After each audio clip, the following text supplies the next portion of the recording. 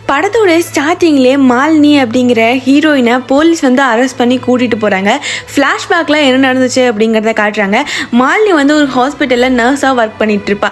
இப்போ அவளுக்கு கனடா போகணும் அப்படின்னு சொல்லி பாஸ்போர்ட் அப்ளை பண்ண போன இடத்துல வருண் அப்படிங்கிற ஒரு பையன் கூட பயங்கரமான ஃப்ரெண்ட் ஆகிறா. பாஸ்போர்ட்டும் கிடைச்சிருச்சு அப்படின்னு சொல்லி வருண் ட்ரீட் கேட்டதுனால அன்னைக்கு நைட்டு அவங்க 2 பேரும் கிளம்பி பாருக்கு போயிருப்பாங்க.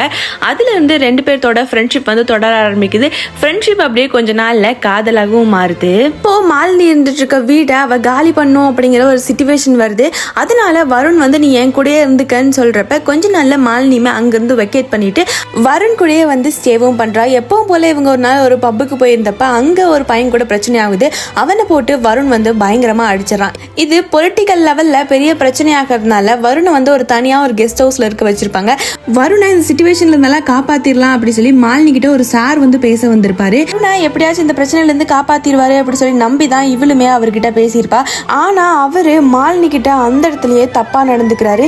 2 நாள் கழிச்சு வீட்டுக்கு வந்து பாக்குறப்பதான் வருணுக்கு இதெல்லாமே தெரியுது. இதெல்லாம் பார்த்ததுமே வருண் அந்த இடத்துலயே உடஞ்சு போய் உட்காந்து அழுக ஆரம்பிச்சிடறான்.